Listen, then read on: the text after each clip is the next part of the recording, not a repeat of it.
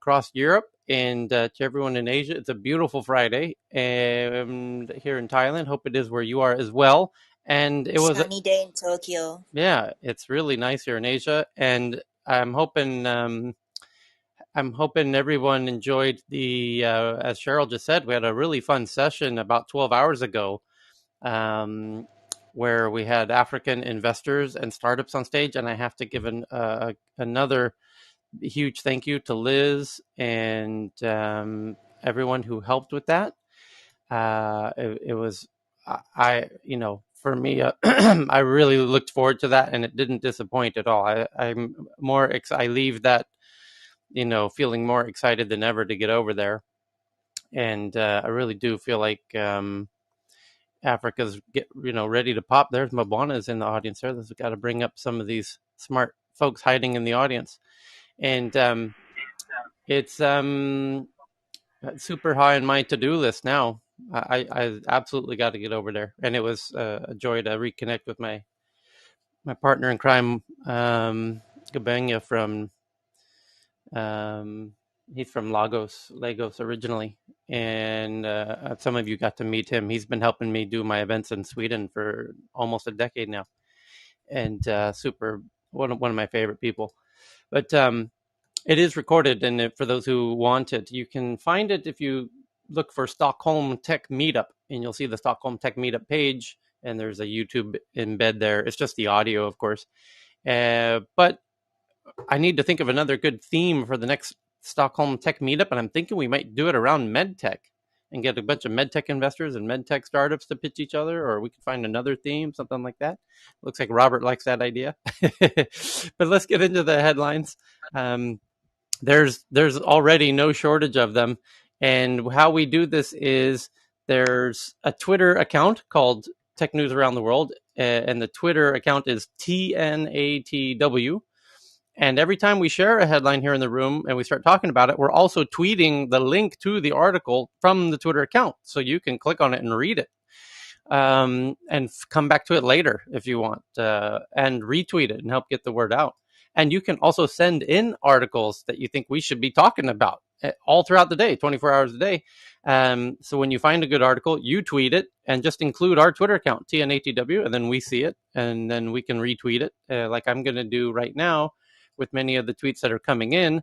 Like, for example, Heyman just found a fantastic article around the EU and the US are on track to ban AI, handing the 21st century to China. And this is from Newsweek. And the reason he tweeted this was because about right after our tech event, the tech news, Ben and others did an AI newsroom, and they did a fantastic job as usual. And this was one of the articles that came up in the AI newsroom. So I just wanted to share this one. It says the EU and the US are on track to ban AI, handing the 21st century to China. And by the way, it's not just AI. It's also a lot of the advancements in genetic engineering. Is all America and the EU are also looking to do a lot of tight restrictions on that, and China is not. And you combine AI and genetic engineering, and you really are starting to hand China the keys to the future. So these are issues that we definitely need these deep dive rooms to get into. And Tyler, at the same time, the BBC put out a documentary on Panorama, which is kind of the undercover program, which is titled "Are You Scared Yet? Human."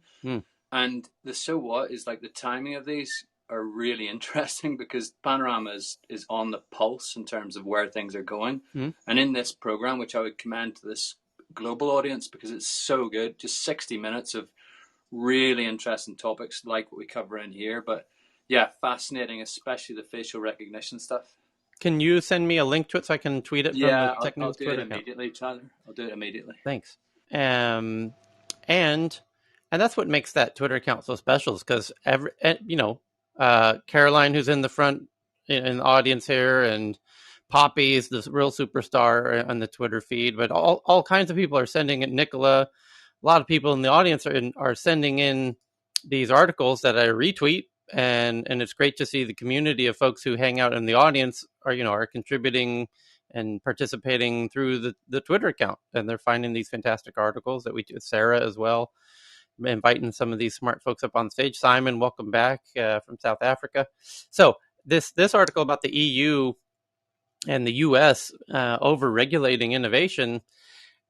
Yeah, we are. We're being careful, and China's really sees these as incredible springboards of opportunity, which they can be, and they have a dark potential dystopian side to those coins as well, no doubt. We are no stranger to those topics here in Tech News Around the World. So, but more conversations need to be had, absolutely, and that is one of the reasons that we do these deep dive rooms on AI and on medtech and on all these issues. So do join us for those, and you can find all those upcoming rooms by clicking on the title of this room, and you'll see the Tech News Club, and scroll through all the upcoming events, and you'll see the MedTech and the AI room and the crypto room and all the upcoming rooms that at this point, most of the people on stage are hosting these fantastic deep dive rooms. Victoria does the VR AR rooms, which are some of my favorites. Yeah, like I said, a lot of the folks on stage now. May does the crypto rooms. Ben's doing all kinds of rooms, AI rooms and medtech rooms, crypto rooms. They're fantastic. And by the way, Carl, who is brilliant on stage here with us most days, is now just proposed doing an EdTech room. And you'll see that in the calendar, which I can't wait for that. And I very luckily got Ati from Finland to agree. And Nolormi, I think you're in that one as well, right? Yes.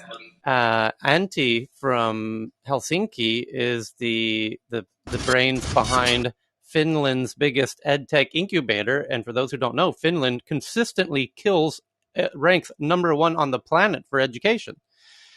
For the past many years, Finland is just dominating the edtech education space. Their schools and their students outscore everybody globally, consistently, hands down, and it's confounding educators everywhere. What is Finland doing? And Aslak's from Sweden, and he's clapping, and that's next door to Finland. He knows exactly. I'm actually from Finland. Okay. Originally, but I live in Sweden. Yeah. But the Swedes know this better than anybody, because the Swedes are like, what are the Swedes themselves? Because Finland's next door. I mean, they're practically neighbors. They share the islands in between them called Åland, and the Finns speak Swedish. I mean, they're culturally, kind of cousins, and the Finns are just kicking ass on education, like really beyond everybody. And if I was leading a country, I would be obsessed with whatever Finland is doing in their education system, because they clearly are onto something. And there's a lot to learn there. And the point I'm making is that there's a gentleman here in Clubhouse named Antti, Antti, and he runs the largest edtech incubator in Finland. And he's going to be joining Carl and Nolormi and others for these upcoming deep dives on edtech. And that's why you can tell I'm so excited about this, because like I said, we get smart people, Clubhouse, we get these brilliant folks who can come together and have these important deep dive conversations. And you'll see that upcoming event by clicking on the title of this room, scrolling through all the fantastic deep dive rooms. And there's now, I'm just learning myself, there you can quote unquote RSVP to these upcoming rooms by clicking on the bells of those pages so that you get notified. But you should follow the club so you get notified as well. And welcome back. So anyway, that was the first headline. The EU and the US are on track to ban AI, handing the 21st century to China. For our folks, and the people on the timestamps nailed it. Perfect. Thank you for that. And next topic, again from the Twitter feed, is from Ame on stage, who, as I mentioned a minute ago, hosts the fantastic crypto rooms, especially for beginners and especially for women, which I love that, because God knows we need to get the ladies into the crypto space. But this one was, the headline is Canada Post reveals supplier data breach involving shipping information. And congratulations to the Canada Post for being the most recent victim of these global endless hacking scenarios that are unfolding across the planet. And who will it be tomorrow? You tell me. I know who it will be tomorrow. Who's it going to be tomorrow, Akil? Okay, this is going into another headline, but Microsoft says the group behind SolarWinds hack now targeting government agencies and NGOs, mainly in the humanitarian effort space. Well, there you go. I thought you were joking, but you actually had the actual answer to that. it's truly fascinating to watch these malware hacks spreading across the planet. And I was joking about who's next, and Akil had a headline that said who's next. That's fantastic. Today's victim of the Canada Post reveals that 950,000 people, their data has been exposed. It says a cyber attack, and let me tweet this from the Tech News Around the World Twitter account so you all can see this. And here we go. So thanks to Ame for this one. It says a cyber attack on third-party supplier to Canada Post has resulted in a data breach impacting 950,000 parcel recipients. The state-owned postal service has announced that Canada Post said it had informed 44 large business customers that they had potentially been infected by a malware attack against Comport Communications, a provider of electronic data exchange services. The supplier notified Canada Post a week earlier on May 19th that manifest data held in their systems, which has associated with some Canada Post customers, has been compromised. And it's a ransomware issue, they say. Canada Post also referenced a potential ransomware issue flagged by the Comport Communications to its IT subsidiary, and Canada Post will also incorporate any learnings into our efforts, etc. So the big question now will be, and no doubt we will see a headline in the near future as to whether or not they are paying this ransom or not. And back to the question, who's next? And Akil said, what was, remind us again, Akil?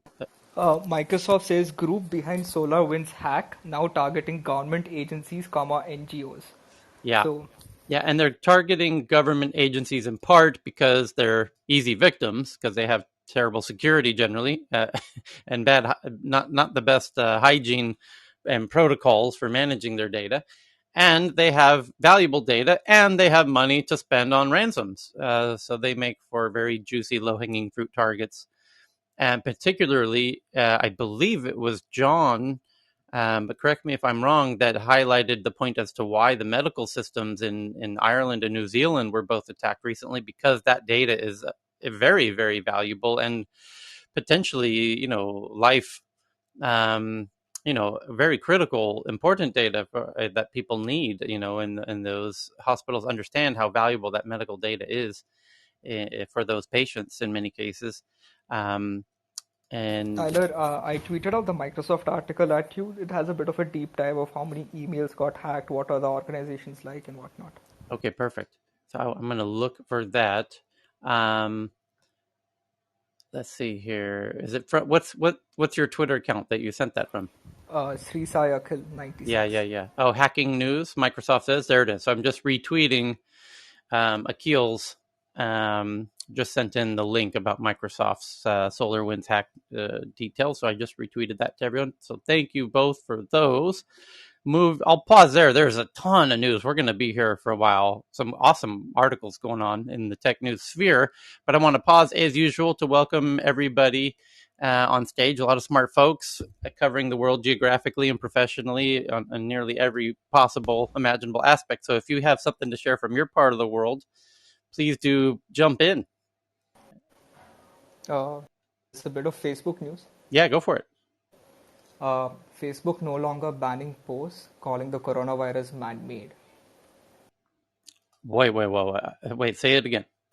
Facebook no longer banning posts on Right. its platform which says the coronavirus is man-made. That's right. Well, yeah. So this is really interesting news, and we covered this as it was. Tweeted it out to you. Yeah. Thank you. We touched on this because this was breaking news when we met 12 hours ago in the last session, that Facebook had been previously banning and removing any posts where people are saying that the virus, the COVID, originated in a lab in Wuhan, and that got a lot of people upset in America. A lot of people from the Republican side got a lot upset about that, and the data and the evidence that it's not from the lab is no longer quite as strong as it used to seem, and there's now it's become a little more neutral. So Facebook is the headline is they're no longer banning something they used to ban, which is articles claiming that the virus came from within the lab. And in fact, Joe Biden himself said we need to have a new investigation. And why is he saying that? Well, turns out that when the team, there was an investigation at the Wuhan lab, and it was reported quite widely that China was not being very helpful with the data that team was looking for. By the BBC and many other very reputable outlets were saying, China's intentionally intentionally making it very difficult for these investigators to do their job. Is that Twitter team of 7 again, Tyler? Have they gone? Yeah. the team from Delhi shows up in Wuhan to investigate the lab. No, different team. But it was the WHO who was doing this investigation, which in itself was a little conflicted because the WHO receives a lot of support from China recently. And one of the particular team members was revealed to have strong connections and financing from China, and some of the other investigators on that team were directly part of funding related to the lab itself, which was sort of a conflict of interest. And so now Biden says we need a new investigation.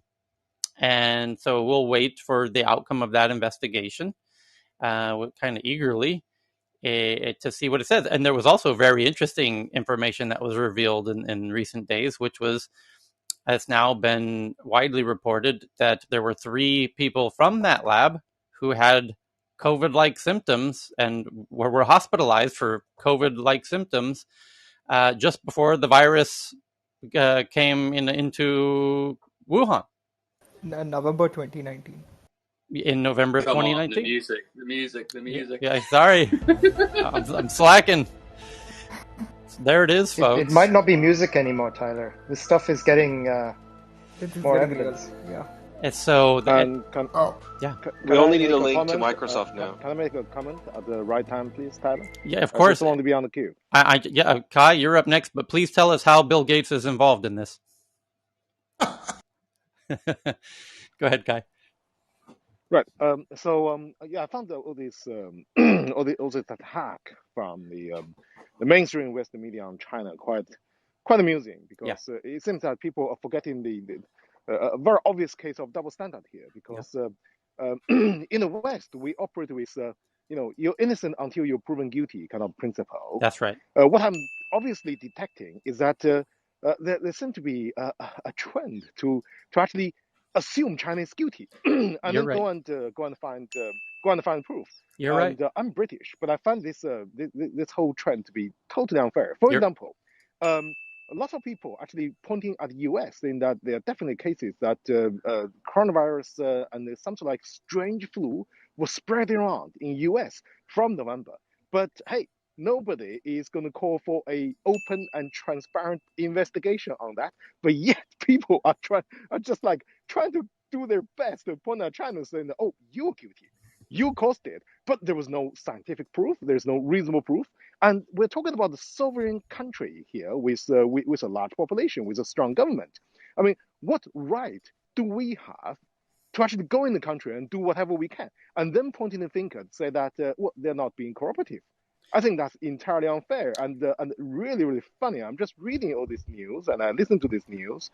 I was just laughing. Come on, I mean, no. People, whilst you I must see the kind of I want to applaud Kai, because Kai is reminding us of the judicial process that we need to live up to, and that's why I said we're going to wait for this investigation with a lot of interest. And I'm withholding judgment myself, and that's why I'm playing the X-Files music when we point out, what other people are pointing out, or what other people are reporting. But you're 100% right, Kai. We should reserve any judgment, let the experts do the investigation. And if there's evidence that points to, it breaking out in the US or anywhere, investigations should be done thoroughly. Let these experts do what they do. And we need to step back. And I think, to me, I'm speaking personally, but I would emphasize Kai's point that it's difficult at times when it's something so big as these global issues, but we really need to maintain and uphold that principle of innocence until proven guilty. It's difficult to do in the case of COVID for sure, because Tyler, while I agree with Kai 100% on the perspective that he just gave, I just want to put another lens around why it might be that people get to that narrative around China where guilty first, etc. It's because of the potentially perceived, and I'll say those words, lack of transparency inside the government in terms of how they debate these things. The US is killing each other in they're debating stuff, talking to each other. People are turning up on Twitter. They can say what there's a certain amount of discourse that goes on as a result of the country that it is that possibly kind of gives a sense. And if there's no we don't see. I know there are internal debates in the Chinese government. I know, I've done business there, and it may be just as valid, and I'm so not judging it, but it's not transparent to the rest of the world. I think it's not a country thing; it's more a cultural thing. Because in Japan and in Singapore, we also don't talk about it until it is confirmed. It's for us, LS spent time in China as well, and I heard him do a big exhale. LS, something on your mind there? I want to say, go ahead, LS. Yeah, I'm just gonna be brief. You're right. It's a yin and yang, and I'm saying that with no pun intended. I think at the end of the day, U.S. and I love my country. I'm a former Marine. Biowarfare just needs to be more transparent in the world. And countries do a lot of things. They do what they do. Accidents happen. I think that's what will emerge. I could be wrong. And at the end of the day, the Tuskegee experiment, because, I'm African American, born in America, grew up this way. Don't tell me about the fear of vaccines for my community, or any community, but we just, we got to be smart and have people, be more candid. And I guess my only point is, you're right, like Kai said, and you, Tyler, and everyone else, don't jump to conclusions and start blaming one side or the other, because that leads to idiots, in my opinion, going out hurting innocent people, which I just don't let me go there. Mothers and children, and you're going to shoot up someone because you think they're wrong or right on either side. Just learn to get the knowledge, get the data, and figure it out and see what happens and make things accountable. And that's just my little 2 cents. And that's from China, the U.S., Europe, UAE, everywhere. I've been to all of them. Yeah. Well said, LS. Well said, buddy. Well said. Well said. I think what's interesting is individuals in the lab getting sick in some circles would suggest that in fact there wasn't intentionality, because if there was intentionality, you'd think there would be much more. Oh, that's a whole other issue, that you bring up, which is, if it came from the lab, then it raises a second issue, which is, was it intentionally released or not? And what Joanna's bringing up, the point that, that's one of several points that would lead one to assume that it wasn't intentional. The fact that these 3 people in the lab got sick. And if it was intentional, why, they wouldn't have done it from a very populous city like Wuhan. They would have done it, in the countryside or something like that, for example. But Faraz, go ahead. I was just going to say, in terms of China in the US, whether it's an investigation or whatnot, after having created a global bias forgive me, I'm not a politician, but after having created a global bias against a nation, the way that it has been done, and then opening up an investigation, it is absolutely pointless, because you've already declared someone guilty and created that bias in the mindset of the entire population. Yeah, I mean, whether you have the investigation or not, you've already made the Chinese guilty. And I'm not going to talk about which country is right or which country is wrong. However, leaks do happen in laboratories. Every scientist knows this. Every major country knows this. And everyone also knows that major countries also use laboratories in other countries to experiment. They subcontract laboratories. So which country was doing what? This is a clear misconception that laboratory was operating only for China. It may have been operating for other countries. It may have been operating for whoever it could have been operating. But you can't have an investigation at this stage. It's pointless. I apologize. I'm done. You bring up good points for us. I think we can go on to other headlines because today's going to be jam packed. Jonathan, you just shared an article. You want to jump into that one? Oh, did Jonathan not jump up on stage? Where are you at, Jonathan? Yeah, he's here. He's here. Ground control. Yes, indeed. Just on a call. Yes, we called. He's here. He's here. We're calling you, Jonathan. Are you there? Jonathan. Yeah, Tyler, I'm just on a call. Oh, sorry. Okay. We will circle back to you in that case. So I'll stall by sharing a few more headlines here. The third thumb issue is getting traction, and we retweeted it from the Tech News Twitter account. This robotic third thumb. Tyler, related to that, yeah. A week ago, I think I shared I tweeted out a news at you guys where they've developed this robotic arm that gives the sense of touch and feel. From Vietnam, yes, you did. I got to find that and retweet it. We'll circle back to that. But there's a lot of progress happening very quickly in 2021 around robotics. And if Heyman is on stage, maybe he can talk about it. Because that one of his specialties is prosthetics and things of that nature. But it touches into this Neuralink type concepts because there was a study announced last week that I recall it was from Stanford where they're saying these brain computer interfaces, BCI is the nomenclature. And Stanford appears to be one of the leading teams globally on this, which Heisam might know about.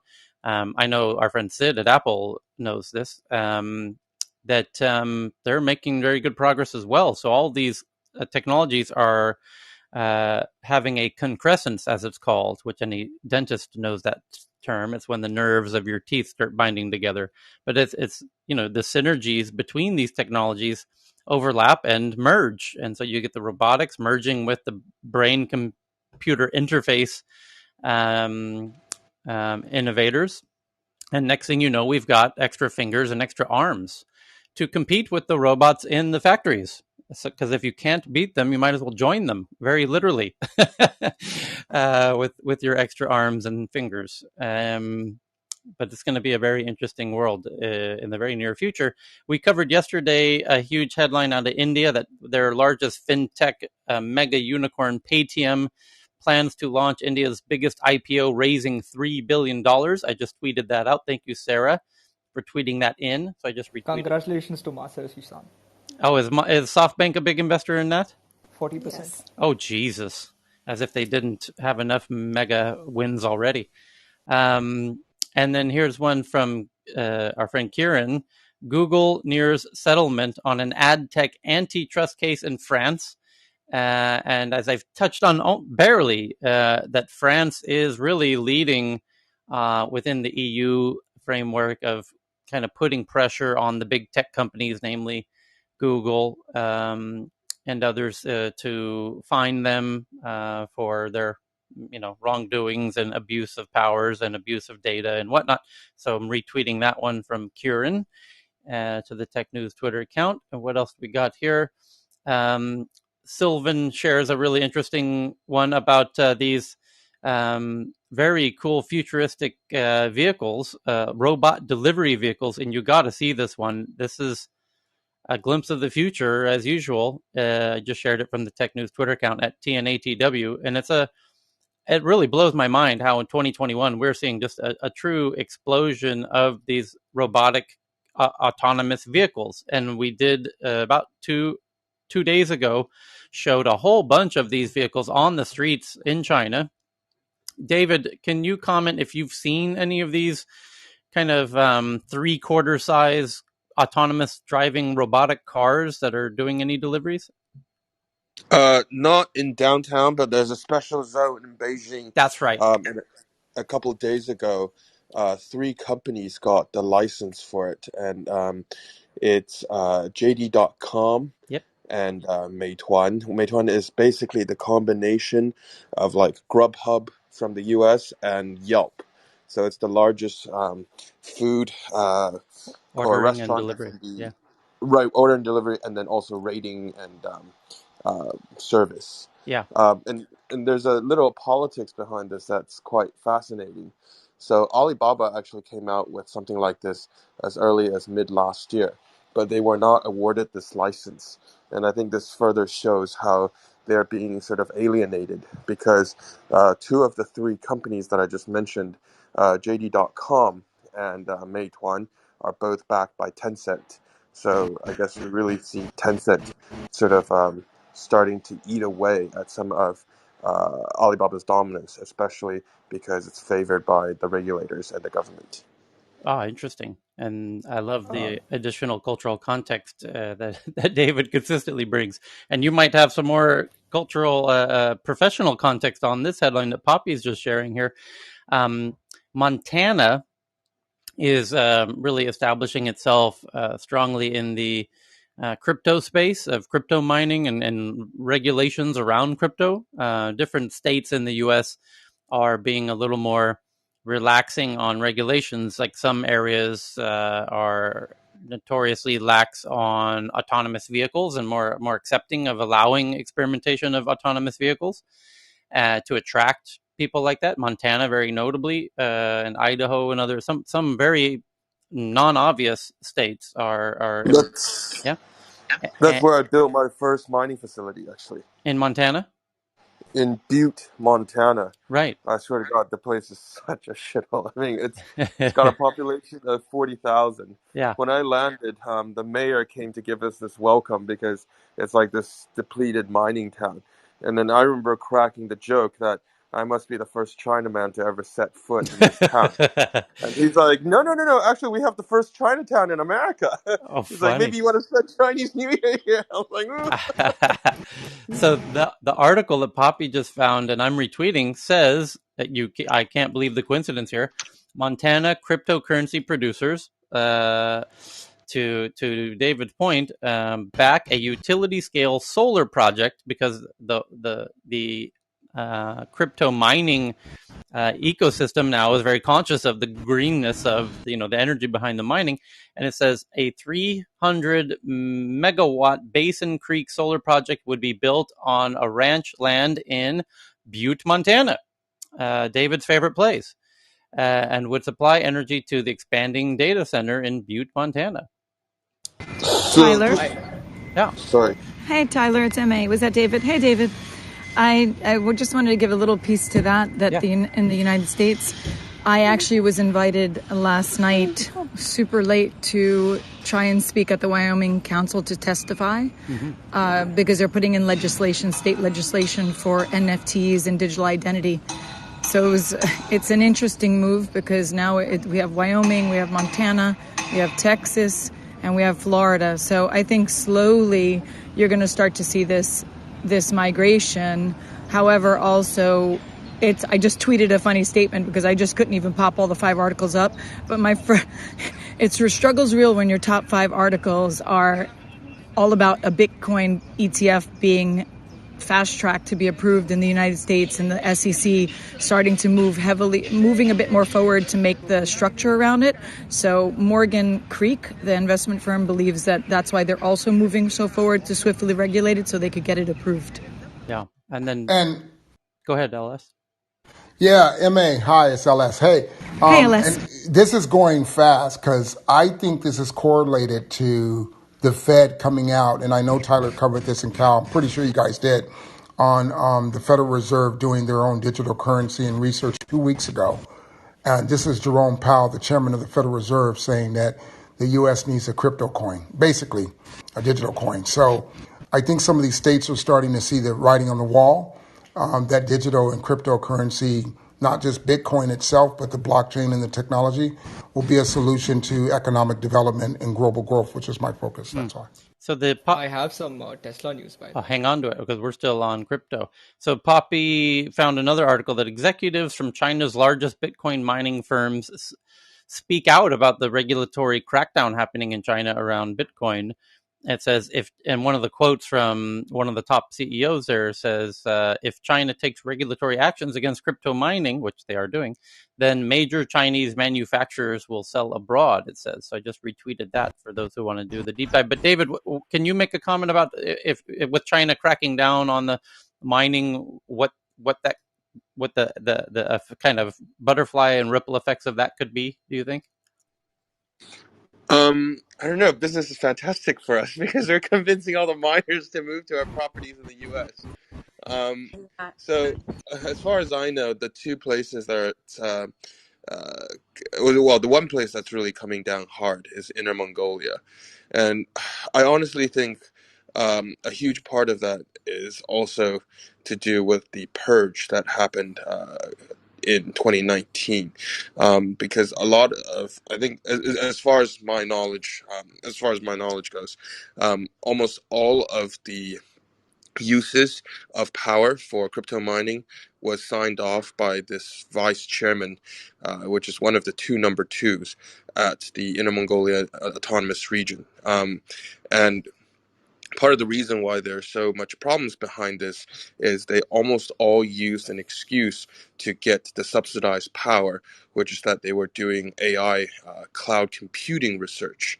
And there basically the standardized cost is 36 RMB cents for power, which makes it not very attractive for mining. And he was able to subsidize it down to 24 RMB cents per kilowatt hour.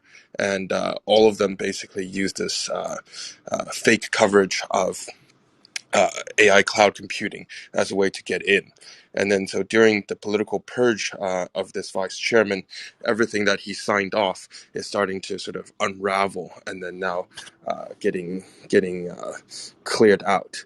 I don't see as harsh as a measure coming down in some of the other major mining areas like Xinjiang province, for example. And then the other ones that have always been under scrutiny has been the hydro-powered ones in southwest China. And the hydropower ones, those are just straight up dodgy because what they do is they only mine about 5 to 6 months of the year. So they capture the excess power during the sort of high water flow seasons. Right. So those are just always persecuted because those are totally illegal use of the power system because no one goes to buy that extra power anyways. So what they do is they buy secondhand rigs and then they go down there and then mine for 5 months of the year and then just throw everything away at the end of the season. I want to thank you for that, David. Your first-hand knowledge of these things is endlessly impressive. It's a real pleasure having you here. And by the way, do follow David because he hosts rooms throughout the day on political issues. And as you can imagine, that's his real area of expertise. So do follow David. He and Justin are now collaborating on some of my absolute favorite rooms in Clubhouse, where you will see me hanging out later. And I want. Oh yeah, hold that thought.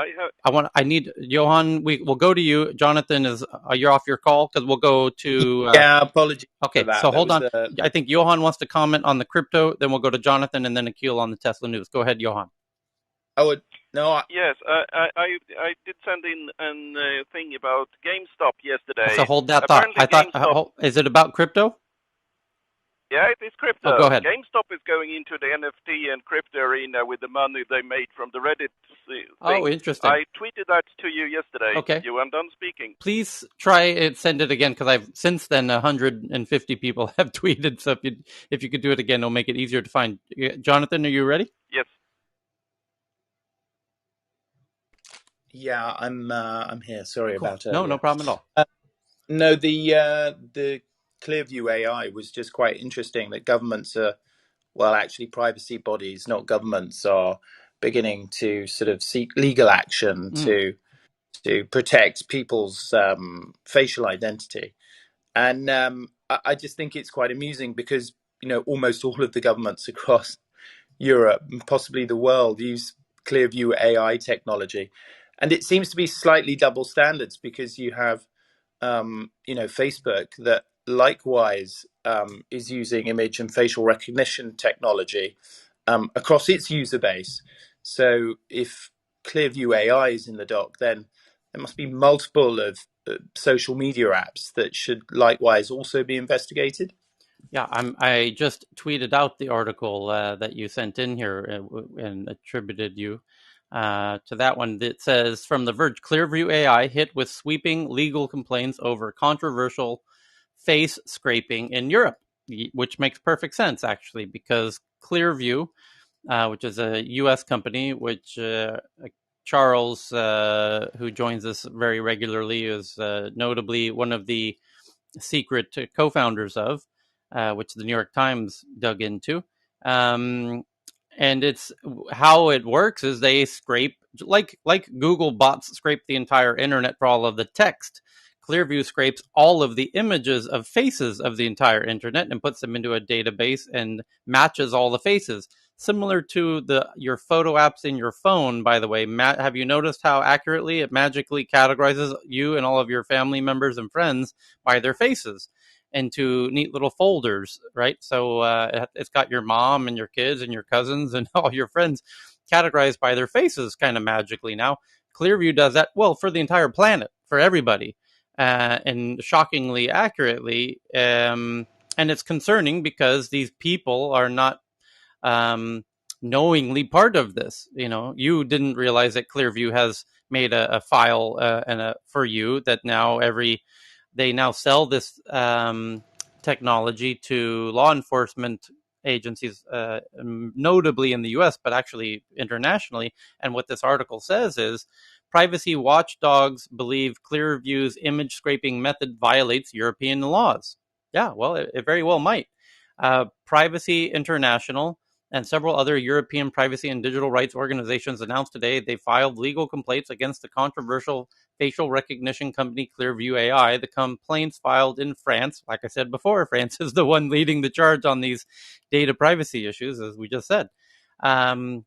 But the complaints have been filed in France, Australia, Greece, Italy, and the UK say that the company's method of documenting and collecting data, including images and faces it automatically extracts from public websites, violates European privacy laws. The New York-based Clearview claims to have built the largest known database of more than 3 billion facial images. And this is not the first. The similar lawsuits have been brought against Clearview many times in the past.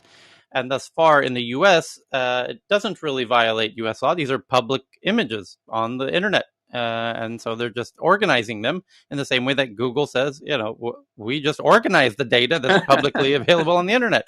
We're just doing some library. We're just organizing, folks. Just categorizing for you. And yeah, the article is really interesting, and you can do the deep. It's a fantastic concept. I mean, it's a very debate-worthy issue around privacy, and of course, it's interesting because there's all kinds of data that people have. You have text-based data, and your passwords, and your face, and your images of your face is data related to you. And here's one of the key questions: if somebody else takes your photo, and that photo goes on the internet, whose data is it? Is it yours or theirs? And if the camera manufacturer has, as part of their terms of use and agreement, that in their software, that photos taken with this camera are actually, they have a license to that photo, is it Canon's data as well? Or Nikon's, by the way? This is fascinating. Right. Tyler. And like a couple of the data points, 800 million cameras, of which 50% are in China. So let's say the rest of them are scattered across the world. So then you're seeing like three simple data flows. Data flows from all of these pictures that you're talking about, data flows from the cameras, and then data flows from the geolocation stuff, i.e., your apps, can I track you? And then boom, you've got like, Tyler's face was geolocated at this point. And then the triangulation happening with the camera that says, oh, I saw Tyler at that Starbucks. The so what is, worthy of debate, as you talk about. Well, I mean, if I take a photo of Dave walking down the street and that photo ends up on the internet, it's a photo of him. It's my photo, but if I took it with an Apple phone, and maybe Apple, in their terms of service, reserve some right to all the photos taken with their phones, and maybe if you took it with an Android, and Google might have some claim that they have a right to that photo as well, and then Clearview takes that photo and organizes it. They're not claiming any ownership of it. They're just saying making it very easy tool for you to find all the photos of Dave on the internet. It gets very, very interesting indeed. Tyler? Yes, MA. Tyler, it's MA. Yeah. This is a super fascinating topic that you're bringing up, because this was part of the conversation that I was prepped for the Wyoming legislation, because what they're discussing is digital identity. Yep. And the recourses and the statutes and the limitations of digital identity, and how NFTs could actually help in that space. Yes. And I think this is really kind of connecting all together, right? The dots, right? Yep. Because then now you have a digital identity. And mind you, at some point we're going to have to move all our licenses to something, right? Our driver's licenses, right? And our passports and all that good stuff. But obviously it's not going to happen right away. But I think the reason why they're choosing Wyoming, because a gentleman who helped me was from a professor at MIT. The reason they're choosing Wyoming is because Wyoming manages their legislation at the state level. So they actually can do it and be a prototype state for the rest of the U.S., which is really fascinating, because they're becoming super, super... Remember what you said about Google and San Jose? Mm-hmm. Was it San Jose? I think Wyoming is trying to be the prototype crypto-friendly, blockchain technology-friendly state, so that they could model after it. Because like LS said, and also David mentioned about, well, not LS, but David mentioned how the mining facility in Montana is like in the sticks, right? Well, Wyoming's a bit of one of those as well, but Wyoming's average per capita income in Wyoming is $100,000, which really is in some ways shocking, but that's where they go to retire and put their money in real estate. So in some ways, it's really fascinating to see how Wyoming is becoming this target location. And they've been very, very pro blockchain tech and how to bring it forward. And that was one of the reasons I was invited to testify, because they want to bring NFTs they want to help them understand what NFTs could do for digital identity. Yeah, well, yeah. And this is one of the points that most people miss, and why crypto and the blockchain is so interesting, well beyond Bitcoin. And Bitcoin is one of many, many, many, many very interesting uses and technologies. And let me explain for the newbies in the room, and for the slow kids in the class, like Dave, our friend Dave. So, the only reason why you pick on him is because he's Irish. That's right. You're damn right. That's why I pick on him, because I know damn well Irish can take these jokes, and they love these jokes. So, and coming from an Irish family as I do, so it's not just me. There's other people saying that Dave's slow, by the way, and they have their reasons for whatever they are. But anyway, we love Dave. Anyway, the point. In fact, the follow-up room after this is going to be, why is Dave so slow? That's the follow-up room. It's going to be our Irish mixer. Will be the room after this. Our Irish mixer. The pub. Pull up a pint is the next room. But the issue here around blockchain and digital identity is profound, actually, and it bears repeating here, because I've done this before, this little soliloquy before, as Dave knows, but it bears repeating, which is the blockchain, as you've been told, you've no doubt heard how it's going to change the world. And let me give you, and you've heard about Bitcoin, and Bitcoin is one of the use cases of the blockchain, but there are others. And Amay is pointing out that digital identity is one of them, and it's not obvious what exactly the point is. And here it is: that Bitcoin is your a way to store value, your wealth. Your wealth as a person is stored in whatever currency in the country you live in. In the U.S., it's dollars, and then maybe it's EU, euros if you live in Europe or wherever. If you're in Sweden, it's Swedish kroner, etc. And that country that you live in is somewhat forcing you to save your worth in their currency, their government-issued fiat currency. However, your worth exists beyond their currency, and you know this because you can exchange it for other currencies. And you can exchange it for gold or cars or other land, all kinds of assets.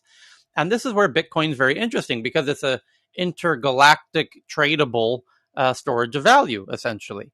and it exists beyond the layer of any government's jurisdiction. It becomes internationally accepted, right? And tradable in beautiful ways, and in a very digital way that we control, not them, not the banks, not the banking system that these governments control. It exists beyond the controls of the governments. That's the magic of, and the original promise of Bitcoin, on the blockchain, enabled by the blockchain. But there's more interesting things that could happen on the blockchain, which is not only can your worth and your value be stored on the blockchain in the form of Bitcoin, but so could your identity. Your identity could be stored because the government is forcing you to identify yourself. Just like your worth is stored in their currency, your identity is stored in their passports and their driver's licenses and their birth certificates. But you exist without their birth certificate, without their passport, without their driving licenses and national ID cards. You still, if you threw all those in a fire, you would not cease to exist. You still exist.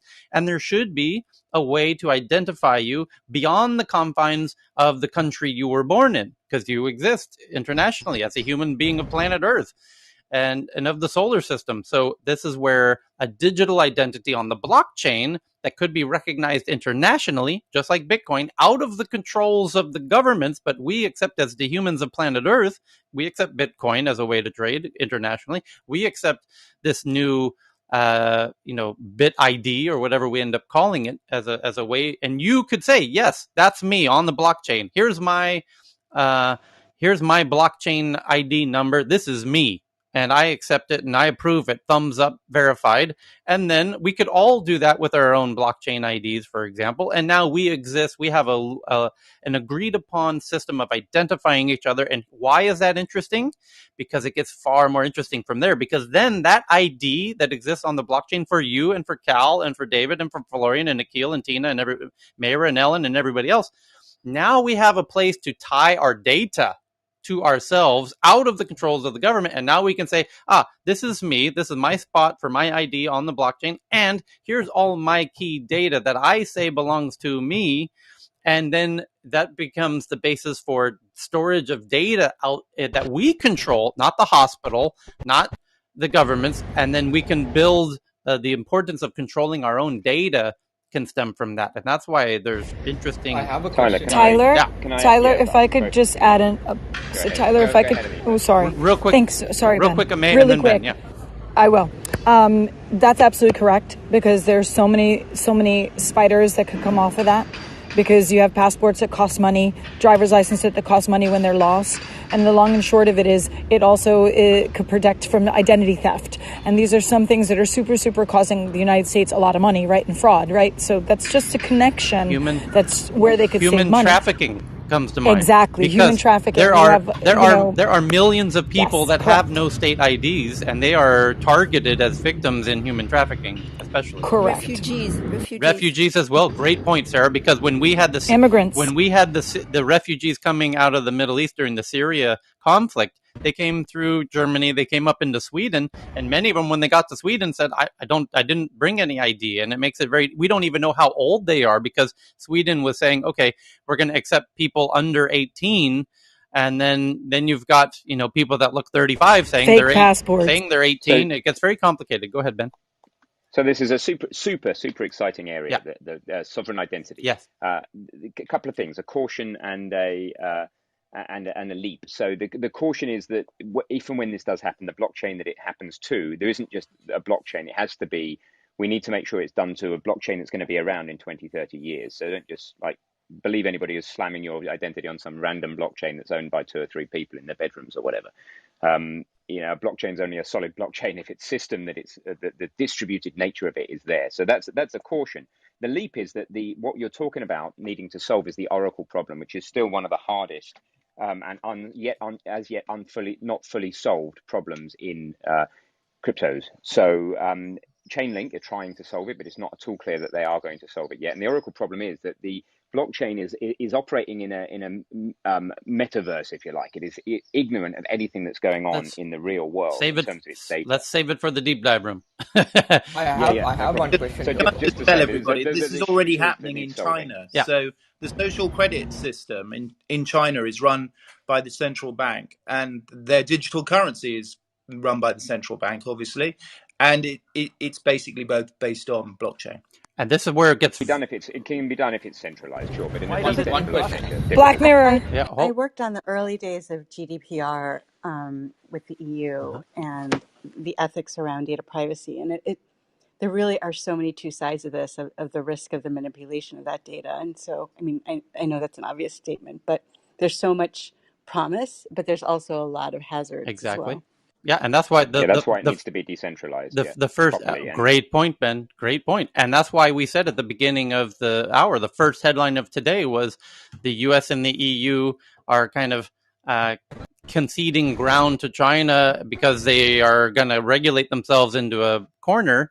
And China's embracing these things, as somebody just said. Jonathan said about how China's doing the digital currency full steam, faster than anybody, and they're doing the social credit score full steam, and they're doing it in a way where it's, to Ben's point, kind of overly controlled and state controlled and whatever. And Ben says it needs to be out of the hands of the governments, and we as people need to somehow figure out how to get this out of the hands of the government to make it decentralized rather than hyper centralized in the form of the way China's doing it currently. It's fantastic conversations. That's why we do these deep dive rooms that Amay and Ben both do. And please do click on the title of this room where you'll see those upcoming events, and please click the bells to those upcoming events. That's what we talk about in those rooms. And it's one question, Tyler. Go ahead, Akil. If you don't mind. Yeah.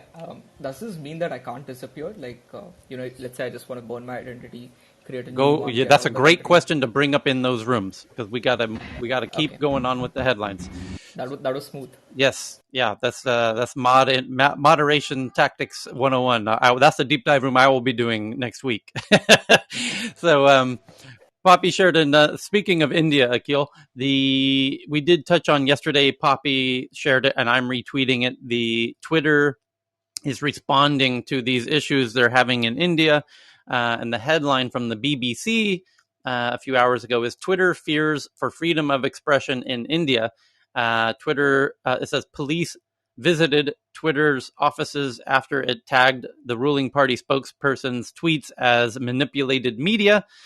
And now Twitter is saying Twitter worries about freedom of expression in India, and it's the same article. They just changed the headline. Yes, exactly right. Because there's a lot of juice left in that lemon from a journalistic perspective, and there's plenty of clicks left to be had on the internet on that topic. So plenty of eyeballs to squeeze. But I'm just retweeting it while it's still juicy. And then Amanda shares a really interesting one about PayPal's data warehouse migration to Google BigQuery. What else do we got here? I have Tesla news. Oh, yeah, that's right. Sorry. Go ahead, Akil. What's up with Tesla? Yeah, so these two news are interconnected. Tesla loses US designation for some advanced safety features because, as we discussed, they dropped the LiDARs and radars and whatnot. But in response to that, Tesla has activated in-car monitoring. They have cameras in the car. They've activated in-car driver monitoring, and they claim that the data will only be shared if the user or the driver of the Tesla car enables data sharing. Say it again. I'm sorry. Which part? The whole thing. Okay. Tesla loses US designation for some advanced safety features. Okay. Because they plan to remove their the LiDAR, and right, radars. Yeah, and in response to that, because Tesla estimates the accidents might improve or something, right. They've activated the in-car, in-driver monitoring using the cameras that are already inside existing Tesla cars. Right. And they did give out a statement that the data that they capture when they're monitoring the driver will only be shared if data sharing is enabled for your car. Got it. Yeah, because there's... So I'm just curious to know, is it by default enabled or... I don't know. I would assume not, based on the way they're phrasing that and their sensitivity to that and knowledge of the sensitivity to that issue, especially in Europe, as somebody said on stage a minute ago. Tyler, this is Shaheen. Hey, go but ahead. this moves to the Tesla actually being able to insure in the short to medium term, they can insure these cars themselves, right? So there's the entire they have all the data on the driving. They've got anything. That's literally the next step here. Yeah, that's where my question comes in. They're saying you can share the data from the car to the servers only if data sharing is enabled. Well, then but Cal just brings up a fantastic point. That is brilliant, Cal. You're right. Tesla has so much data about the car's movements, who's driving, the state of that person while they're driving, because one of the cameras in the car is on the driver's face, if they were sleeping, et cetera, et cetera, et cetera. This is the ideal case for an insurance company to be able to have a camera on the driver's face and all around the car to know who actually caused the accident. Da da da da da da da da. Well, and per mileage and where you're driving and how safe that area is, and per mileage insurance rates where you're paying per where you're So driving. there are two or three. So number one, Tyler, I am usually dazzled by my own brilliance. But secondly, there are a number of these per mile cars that are incubating. Actually, Pierre has one of them, right? So I don't know if Oh, he's on right. stage That's today, right. but yeah, he has one of those. And I imagine that my thesis is that one of them or two of them, if they're ahead, might be even acquired by Tesla, or Tesla might just take them out. Yeah, but you bring the great point that there's no doubt Tesla will be able to offer more accurate insurance for you and your driving because they have all the data, like all of it. And with all of that data, they can be far more accurate around what you really should be paying for insurance. And for many people, that will be a reduction. And that's a truly interesting. That's huge. They Tyler, I also don't know got if you guys covered this yesterday, but Tesla finally bows to the Chinese government and is building their data center in China now. Yes, and by the way, that was a developing story where China had said, "Hey, Tesla, you might need to go out because or they were forcing Tesla to turn off all the cameras on the outside of the car and probably on the inside of the car too, which to Tesla is a huge part of what they do, as we're talking about." And because that's data, and the cars are driving down the streets with 8 cameras all around the outside of the car. Well, guess what?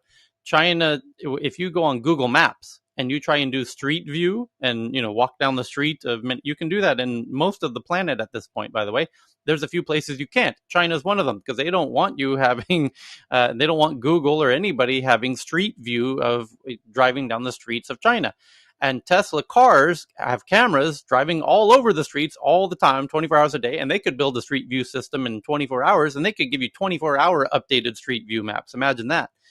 But China saying, "Hey, Tesla, you got to turn off all your cameras because we can't risk you having all that data and sending all that data outside of China to your servers in America or wherever they happen to be." So they're forcing Tesla to turn off your cameras. And Tesla said, "Well, what if we move all of our data centers to China?" Which they just announced, and that's the headline David's sharing, is Tesla's now opening data centers in China to capture all the data from the cars in China. Because Did you cover the So, $167 million fine, by the way? in Norway, right? So there's also a massive economic component behind this, which is China basically used very subtle excuses like not enough parking spaces, etc., to basically ban Tesla from any state-owned enterprise properties. So that might not even be government-sensitive buildings, but buildings owned by government-owned corporations. So it could be anything from shopping malls to residential blocks, and they've been banning Tesla from entering. So this makes it very difficult for Tesla owners to get anywhere. So I think that's part of the measures that they've used to get Tesla to start playing ball and building the data center there. So then allowing the government to regulate it, basically in the same way how Apple has to now put all of the data stored in southern China in the province of Guizhou. Hmm. And there was the other issue that around the cameras, Akil, I forget, but it's a truly it goes right back to all of this, personal data, your facial recognition data issue that we were just talking about, your identity. All of these things overlap, and that's why this, Yeah, that's where I was coming from. yeah, Like, if you look at GDPR or even India's new privacy laws that they're coming out with, we don't want the data to go out. But Tesla is like the data is captured and stored in the car. It won't go out unless you give permission.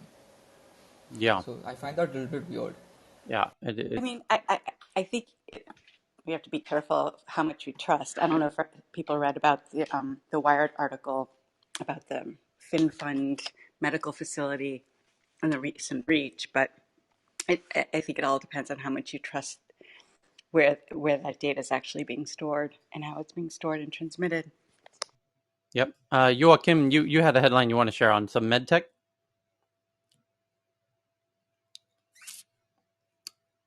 Did he jump off the stage? Where'd he go? Hasim. No, Yeah. not Hassan. Sorry. Joachim.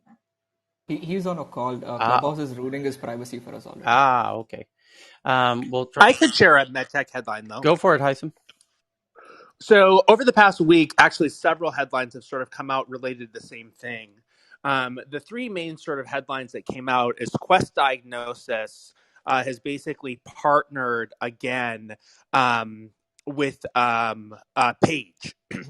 And why this is important is Quest, as you may remember me talking about liquid biopsies, they're sort of in this space of liquid biopsies. And Page basically is a pathology product. And the two of them are working to create AI-enabled cancer pathology products. In addition to this, we are also seeing another article that basically comes out specifically looking at, I'm sorry, give me 1 second. IBEX, and IBEX basically receives confirmation that they can go into the AI breast cancer solution space. And so what we're seeing is that cancer is sort of moving into this artificial intelligence space, not just with pathology results, but also CT scanners, which means that we'll be able to confirm better and have better diagnostics to basically look at things like breast cancers and cancers that are seen by imaging. And in fact, we now have a CT scanner you can see or not that can scan people's heads now in 1 second, which is pretty phenomenal. No. And it's basically what's called a SPECT CT, which shoots 2 levels of energy. And those 2 levels of energy, when it hits tissue, specifically cancer tissue, reads differently, which then allows you to basically determine that this tissue is actually more, it acts different than the rest of the body and potentially is cancer. So this artificial intelligence space is really becoming very interesting, specifically when it comes to pathology and radiology and diagnostic tools. And that's the headlines this week related to that. Awesome. Thank you, Haitham. And then that's just one of the, these MedTech room, deep dive rooms now that we've got going on here in the Tech News Club are fantastic that Haitham and others are part of, Heyman and Dr. Danish and others. There's one coming up this weekend, actually, on Sunday, right?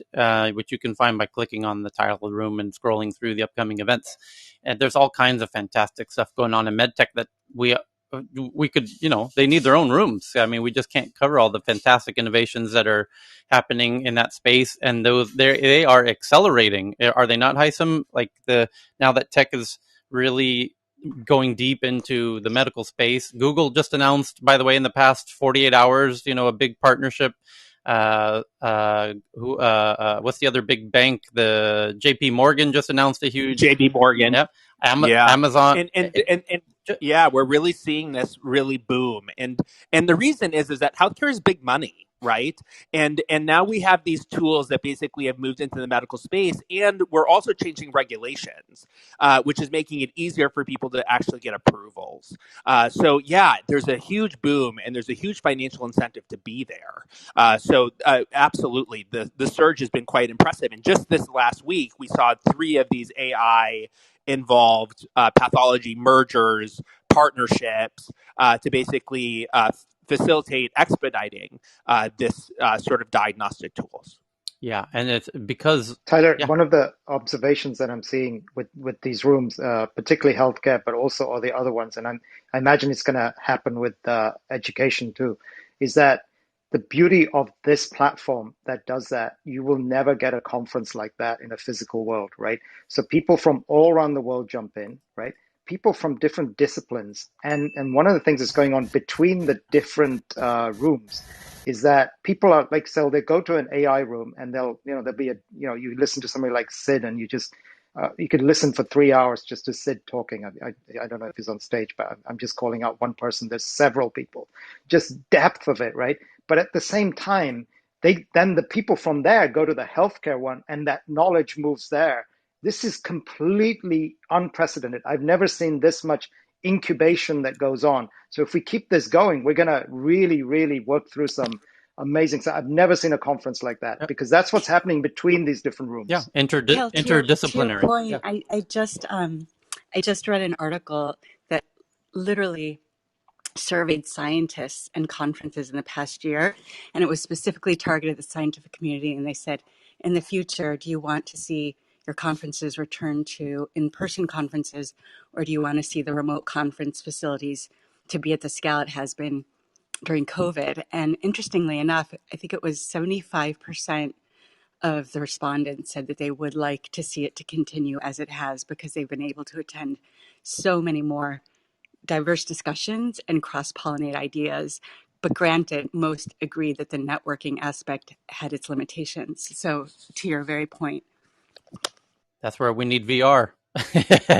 Exactly. And speaking of that, Can I, Tyler? Can I ask a quick question to Joanna maybe and Hissam? That loops back with sovereign identity. Have you guys heard of medical record portability through the blockchain? Is that something that in the future will become possible? And here I'm thinking again refugees, but also I have experienced myself moving across countries the lack of portability of medical record. Is that something that we can see in the future? There's actually a startup specifically based in Arizona that's doing this exact thing. And I forget their name, but I can find it for you and let you know. But they're actually doing blockchain medtech records, both for physicians and for patients. This is something people are talking about. Thank you. Yeah, and there's, by the way, on the VR point of there is potentially the biggest VR-ish event of the year is coming up on Wednesday. Today being Friday, and on next Wednesday, Facebook, who's one of the biggest players, potentially the biggest player in VR. They own Oculus, which currently has the lead on VR innovation. Has their annual flagship event on Wednesday, June 2nd. And we will have a tech news, and we've already created. I put it in the calendar. You can see it by clicking on the title of this room and scrolling a few events ahead for the event on June 2nd. We will have tech news around the world plus F8, which is the F8 keynote, which is with Mark Zuckerberg. And we will have a live room going here while Mark Zuckerberg's doing the keynote. And looking forward to that. And we have Michelle from Facebook will likely be with us, and other folks from Facebook, and other geeks that know VR, like Victoria and Nicholas in the audience. And it'll be a lot of fun. And last time we did this a week ago with the Google's big flagship event, where the Clubhouse CEO, Paul, joined us in the audience. It was a lot of fun. And then there's another. Just 5 days after that, Apple is expected to announce their entry into the VR AR space at their annual flagship event called WWDC. As soon as we know the start time of that keynote, I will add that to the Tech News calendar, which you'll see on the Tech News page by clicking on the title of the room as well. So there's this tremendous. The VR thing is really similar to the medtech explosion we were just talking about, because Google and Amazon and JP Morgan and a lot of the world's biggest companies are now going headfirst into medtech. Well, Apple and Facebook and Google are going headfirst into VR as well. So those events are coming up literally next week, Wednesday next week, and then a week after that with Apple. And we will have live stream rooms to digest those live streams in real time, because we don't want to lose a second on those breaking newses, and hope you join us for those. They'll be a lot of fun, just like the Google event was. So I want to turn it back to some folks who had. It's a great time to be alive. Kai, go ahead. Yeah. So you're talking about the VR AR summit, yeah. Right? So not to actually do any commercial, but I'm invited to do a half an hour speech. I'm one of the speakers in that conference. I still don't know what the exact date and time for my speech, but the committee actually announced my profile on their LinkedIn page yesterday. Well, sorry, 2 days ago. But as soon as I find out when is my speech, I'll let everybody know. Cool. But I'll be talking about XR with education, by the way. Nice. Yeah, there's so honored to be involved. Kai, but there's a Carl on stage and Antti from Finland, who I know you know. I think you guys connected in Yeah, the Nordic. we've already reached out with Kai. Okay, And perfect. Yes, Tyler. we have. Perfect. Good. Because there's an One ed. of the first people we So, thought of. thanks, guys. Perfect. Yeah. And Todd as well, Yeah, Tyler. great. Because I love the Carl's initiative to put the ed tech room together, and I would love Kai. Of course, no, not a surprise. You reached out to him already, so thanks. I'm glad we're And Full. Nilomi just said that they pulled in Todd. yeah, Yes, Todd is Yeah. just awesome, an yes. amazing. I have 100%. messaged Todd the first thing, actually, once the room was set up. Smart. So going back to these huge meta themes of these big flagship events that are coming up next week, and the Google one that happened recently, one of the big meta themes that are breaking at these big tech giant flagship annual live stream keynote events is the social commerce element. And Cheryl just shared an article that I just retweeted that here's an article from Bloomberg that's just came out a few hours ago. Google and Shopify extend ties in commerce blitz is the headline. And like I said, it's from Bloomberg. And the article says Google, Shopify extend ties in commerce blitz against Amazon. And that's one thing I had been pointing out is that Amazon is the 8,000-pound gorilla in e-commerce. And Shopify, nobody's really able to compete with Amazon at this point. However, there actually is a very art of war, crafty way that Shopify has this brilliant strategy, I think, for how they are going to compete with Amazon. And they're not doing it head on by trying to be the destination like Amazon is the destination that people go to directly. What Shopify is doing is a much more, Lao Tzu art of war style, where they are partnering with Google, Facebook, and all the other major platforms, Instagram, TikTok, everybody, and empowering them to become e-commerce portals themselves. And they're enabling it in the background. And that's essentially what this article is about.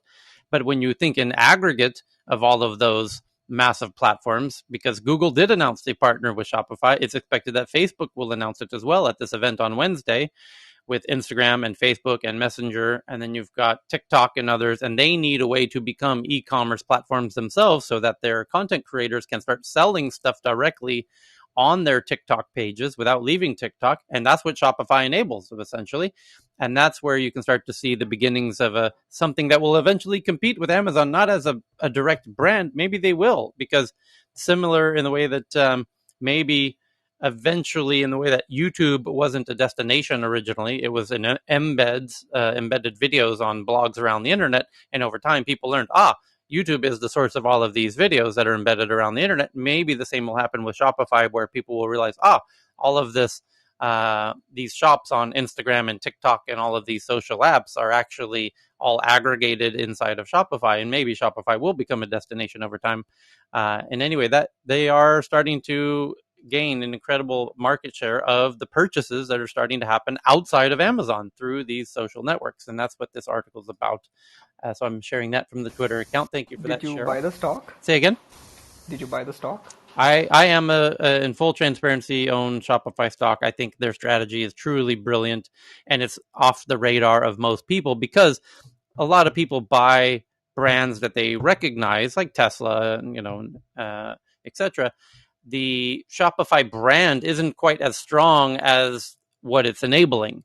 And so it's kind of, I feel, has some gas left in the tank and huge upside potential when, these big portals start announcing Shopify as their partner for enabling e-commerce on this huge wave of social shopping that's coming, which they're just starting to announce now. So it's very Tyler, And we Tyler, talked. yeah. Go on, LS. Go on. I was just going to say, Tyler, this is my world, and you're ahead of it. I just got a little small startup, but at some point, it'll end up being transactions, micro versus macro because of economics, and it'll be local versus global. And I've said that for 10 years, but these transactions, what Shopify are doing, at the end of the day, is we're going to go more to a touchless transaction environment globally. And what I mean by that, COVID, post-COVID, whatever happens, people are just more secure to just do things as a transaction, and they're trying to embed whatever apps they use. My thing is to do, an app for small businesses so that they can directly communicate with their customers. But At the end of the day, it's whatever app they use. Like I'm on Clubhouse. So if I use Clubhouse, and you talked about this in a few rooms, I'll use this app to transact a commerce to a local store, even if I want to get coffee, if it's enabled. And that's what's going to be the future. That's a great point, by the way, because Shopify helps enable the small sellers next door, very in your neighborhood and in your town. And that's one of the secret sauces, because Amazon's model is based on sellers who are generally quite far from you geographically, and they're using autonomous trucks to bring it to a data center, to a centralized plant, which then has other autonomous vehicles that bring it to your door, and trying to make all that happen. It's about speed, it's about localness. And then Shopify's model is like, actually, there's these tiny little mom and pops who are selling shit, within 5 kilometers of your house, and we can have that to you in an hour. And it didn't need to go through this highway trucking system, mega warehouses, distribution centers type model that Amazon has traditionally built on. So it's quite disruptive in that way, and quite brilliant, because Shopify is trying to enable every mom and pop shop around the world to become digitized. And to your point, my only thing is I'm trying to go against them, but not challenge them too much, but only with machine learning and AI, so that small businesses create their own app, full disclosure, for themselves. Because I grew up, unfortunate economically, and I just want to give it back to the people. That's why I'm crypto, Bitcoin, everything. But you're right. This trend will continue, and whoever owns it will own a huge space in the future. Yeah, it's like huge. Yeah, I mean, Amazon notably owns a huge part of e-commerce today. I mean, they own a huge part of e-commerce, and they're cutting into retail. And retail, some retailers have shut down. Circuit City shut down. I mean, Cal can name a whole bunch of the big box retailers that are threatened by Amazon very directly. And then you've got Shopify's coming at it from the other angle. Shopify's coming at it from, let's empower every little mom and pop shop in your neighborhood to get online, to start selling digitize their inventory, start selling, get it on there. They don't realize that there's people in their own neighborhood that are going online to buy stuff when they could buy it down the street. And this is quite empowering in an interesting way. Tyler, Yeah. I'll just a couple of just on that. What you're seeing now is that the ants will win, right, in the end, because they're connected to to a bigger infrastructure and a bigger economic model they can go to. So what I'm seeing now, just on a more practical basis, which I'm actually like investing into as well, which is I don't have a term for it, but it's cloud warehouses. It's literally each one of these shops. I mean, you that are being shut down, people are buying them up very cheaply, right? Some of them in malls, some of them in other places. There are funds being created. David might be aware of these things, but there are literally large real estate funds, and they're buying up these spaces that are emptied by the big boxes, being disrupted. And then now the question is, how do you open up these local? You could have a shop in a local area, like a big shop. That's what we kind of did with Argos. If people in the UK know, $1.5 billion business was going to die. We created a $1.5 billion business effectively and sold it to Sainsbury's. And all we did was reconceive of their stores as warehouses locally, right? Now that was for a specific brand, but now imagining opening up those warehouses to small players, and they can hold little bits of inventory based on real details that people like Victoria will have from the VR engine that they're building, and the shop and the virtual shopping mall that they're building. So they'll have data about what inventory I have to get just in time to these local warehouses. And then now you've got a whole different game that's playing out, right? Where the small player that's local, or meeting a need of a very specific thing and very personal, has an infrastructure behind them that helps them be economically viable. To your point, I mean, in the UK, if you look at the success of companies such as Farfetch or Lyft or Browns, I mean, those are really specialized, curated spaces that are starting to challenge Amazon. So I think it's also about community, concept specialization, and then warehouse and cloud maximization. And I also just wanted to add, I'm sure you covered this already, Tyler, on Tuesday, but there's a huge antitrust case that was filed in the US against Amazon, Yes. which lens to your point. But again, I don't want to be redundant if already covered. But thanks, this is Joanna. Yeah, and then Verma was raising her hand. Hopefully you're able to jump on stage, because her bio says she's a B2B enterprise marketing, digital marketing expert, which is directly relevant to the conversation. So if you're able to join us, you might need to exit the room and come back in. And then for those, the gentlemen that are raising your hands to join us, I'm looking for more ladies to join the conversation. We're a little bit male heavy at the moment, and make sure you got anyone who raises your hands. We want to make sure everyone can get on stage, but make sure you fill out your bio so we have some context as to the relevance. While everyone's doing that, I want to share. Can I quickly add to the Shopify thing? Quickly, go ahead, Carl. Yeah. It's a boring aspect of it potentially, but I think it's going to be quite interesting to watch, which is going to be the UX flow of this. Because I imagine what's going to happen is I mean, we don't know yet. We don't know how. We know they're partnering with Shopify, but we don't know how it's actually going to be implemented. And I imagine they've got an agreement with Shopify that, hey, we're going to use you, get a cut, blah, blah, blah, blah. But it's going to be through our UI. It will go through Facebook, for instance. But if there is some provisional wiggle room in there for you to be able to actually manage all of this, or a majority of this, from your main Shopify account, then that's super interesting, because Shopify has then when it's integrated with the other platforms, as it seems to be happening, Shopify itself then becomes the centralized place, as opposed to going to all these other different places, going to Google, going to Facebook, that kind of thing, and doing it from there. Shopify itself becomes the centralized place to do it, and that's just going to increase its value even more. So the user experience and the flow of this, of where you have to go to manage all of this stuff, is going to be really interesting to watch. Very cool. Perspective on that, please. Yes. So this is Joanne speaking, hey, Joanne. And I mentioned. Welcome back. Thanks. I mentioned a few weeks ago about how this whole thing could change the way influencers use YouTube.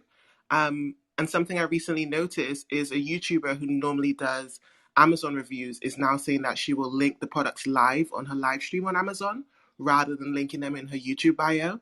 So I think this is interesting if Amazon is pushing influencers who normally get affiliate money from them to directly live stream the products and display the products on Amazon.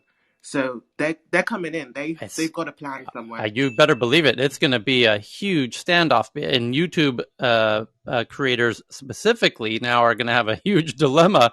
And the Amazon and Google, it's Amazon versus Google through YouTube and Shopify, because Google showed a demo in their keynote event that we watched live, where it showed a YouTube video and a product, and that product in that video became clickable and purchasable right there by the power of Shopify without even leaving the video, essentially. So the YouTube creators are going to have that opportunity, or do what they're doing today. What they're doing today is when they include links in the description of the video, and they include links to those products on Amazon, and then if the viewer clicks on those links and buys that product, then the YouTube creator gets a kickback. It's an affiliate. And then, but Tyler, here's the problem. Hold on, Akhil. The problem is YouTube, of course, owning that video, is going to tell that content creator on YouTube, hey, look, we can turn all of these products inside of your videos into clickable, purchasable things and pay you back as well. So you don't even need to bother creating these Amazon links and forcing people to leave our ecosystem and go to their ecosystem to make those purchases. Or Amazon now realizes Google's going to do that, and now Amazon's thinking, shit, all of these millions of YouTubers who are sending links to Amazon to buy these things now might end. And so Amazon needs to come up with a really good strategy for all of these YouTube creators who are sending all of this traffic to Amazon. And they're going to need to come up with a really compelling offer of a video platform, and it's going to be the battle. I'm like a prediction right now, to Joanne's brilliant point. Amazon's going to acquire a video-like app of content creators like TikTok, like they can't buy Instagram, but they might be able to buy TikTok or something like that. I'm trying to think of who they'll go after, but it's Tyler? Yeah. They only own Twitch, right? Yes. So they could use Twitch to get in the space. They don't need to buy a video platform because they only own Twitch. Twitch is basically a exact thing what YouTube does, except the live streaming part. Yeah, they got a lot of folks there, and you're right. They might decide to use Twitch in a very, very strong way to compete with YouTube in that way. So just one thing here, I don't know if this feature is available world over, but on a few of my YouTube videos, I actually see the product catalog below with the picture, the price, and all of that. I can click on it, opens up a new window, and I can buy it directly. So it's not like URLs, but like the product catalog is actually displayed. For me, at least. I don't know if it's rolled out world over. Yeah, I've seen. I don't know yet. A lot of these things do get tested in different markets. I want to Joachim, you're back because you had a headline you want to share, and then we'll go to Dan for green tech. Joaquin, are you there? Joaquin, are you there? No. Okay, Dan, you got some green tech? Well, just it's kind of a cool follow-up to the big news yesterday, just for people who might have missed that. Yesterday, there were 3 court rulings, one in the Netherlands saying Shell had to cut their emissions in the Netherlands by 45%. The Chevron had a similar ruling, well, a shareholder ruling that said they should cut their emissions of their products, not just their operations. And that Exxon had a shareholder resolution they fought hard against that added 2 dissident shareholders that are pro climate action to their board. So that was yesterday, and today the number one dissident from a country point of view is Australia, which is pretty funny given that they're the poster child for climate change. Today or yesterday, whatever it was, I guess it's today in Australia, or maybe, but anyway, whatever. A judge ruled in a coal plant permitting thing that they couldn't go ahead because of the coal plant's impact on climate change and on children.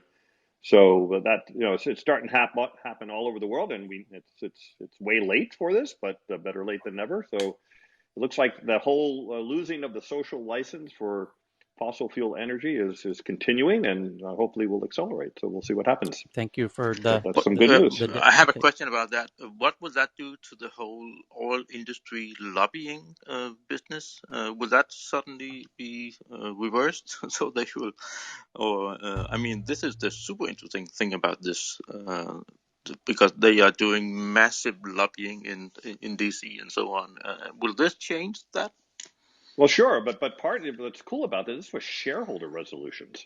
So this is not the government policy, by the way, which is still nothing really much is happening yet. The Biden administration is doing some things. Europe is doing some things, but not even close to what's needed. But this is showing that the dam is starting to break, I guess, is one way to think about it. In Exxon's case, it was an activist hedge fund that came in and really put on the pressure. But really interesting strategy on their part. But yeah. But they only owned like 22% of the shares. So they got BlackRock behind it, is what I understand, which is pretty mind-boggling to think about. Exactly. But they will not be able to do any lobbying like they used to. I mean, this is this is really, really huge. Yeah, in my opinion, they might try, but again, they're losing their social license, and of course, their path forward. They won't have the same financial strength anymore because everyone's going to know that this is a dying industry and time to get on the growing industry, which is renewables, of course. Again, this is way late, by the way, just to make it clear. I mean, we waited 30 years, so we shouldn't have waited. But still, it's very good news and shows the dam is breaking. So it's pretty exciting. Yep. Thank you, Dan. Robert, you had an interesting one, hot off the press. TATA acquires major stake in online groceries. Yeah, no, I just wanted to give everybody a heads up on that because, boy, I tell you, Tata, I have a positive bias with Tata because I do invest in some of the companies, but boy, they are definitely putting their fingers in it. It'd be great to see they've been approved to have a nice stake in. It's called BigBasket. It is an online grocer, and they're looking to figure out how to go a little bit more head-to-head with Amazon and also some of the things Walmart's are doing. Yeah. But anybody from India, if you know anything that's going on, particular in this marketplace, I'm all ears. Yeah. Thank you. And for those, Sorry, which marketplace again? for those who don't know, well, I'll recap for it. BigBasket. Yeah, BigBasket, TATA, which for those who don't know is an Indian auto manufacturer, the biggest, and it goes far beyond India across Asia. TATA is a massive car manufacturer, one of the biggest in Asia, and they are taking a major stake in an online grocery, which is interesting that a car manufacturer and an online grocery, you can kind of connect the dots here. Tyler, just a little context on Tata. It's actually a conglomerate. Yep. So they have different divisions. Yeah, of course. So it might just be like Mitsubishi, for example. They have lots of. Not really. So well, Tyler, I mean, as a conglomerate, they have into, lots of areas. Yeah. The group also owns chains of grocery stores and retail stores. Also, they do a lot of things. They're into telecom. They're into food related stuff. They're into experiences. They're into sports Consultancy. Yes, tournaments. consultancy. Yep. Consultancy. They're into tech development. They're into everything. Yeah. They only started but I think the ambition is for Tata to, and I think they've disclosed that publicly, they also want to become a super app and they want to compete with those that are already existing in the country. Yeah, because Walmart and Flipkart was the notable point, which is Walmart, every American knows. Flipkart, Americans don't know. It's a huge, one of the biggest apps in India, right? The kind of real-time delivery, and that's why Walmart wanted to acquire Flipkart and get an entry into India. It's just an interesting play because we were on the topic of Amazon and all of those things and Shopify, and this is and Tyler, you why can't I forget find it Reliance. interesting is because Tata's into so many different things. Like whereas Amazon had to do ground up organic, Tata, if they really get into this, they really they're so diverse as a holding company. It will be amazing how successful they could be if they mirror this. Yeah. So, couple of 2 cents on that. Tata was started even before our country got independence. I think somewhere in the 1800s. Yes, Tata It isn't. Jamshedpur.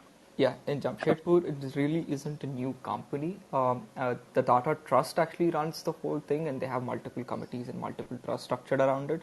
Their philosophy as of now has been, let's not try and make the most money, let's try and add the most value to our users. So that's kind of an opposite philosophy that Ambani actually follows, where let's try and make as much as money as we can. So that's one of the reasons why you wouldn't see Ratan Tata in the billionaires list. So that's thank you for just that. 2 cents. So a couple of big. Totally agree with you, Akhil, on that. Yeah. A quick reminder, everyone, that we are tweeting all of these out from the Tech News Around the World Twitter account in semi-real time, and you can always circle back and do the deep dives on all these articles later. One of the big news happening that I'm surprised nobody's shared yet, Twitter new paid subscription monthly service is now live, apparently, which they call Twitter Blue. It's $3 a month, $2.99. Americans with their $2.99 gimmick. We got to end this nonsense. It's $3 a month. Subscription is now listed as an option inside the iOS App Store.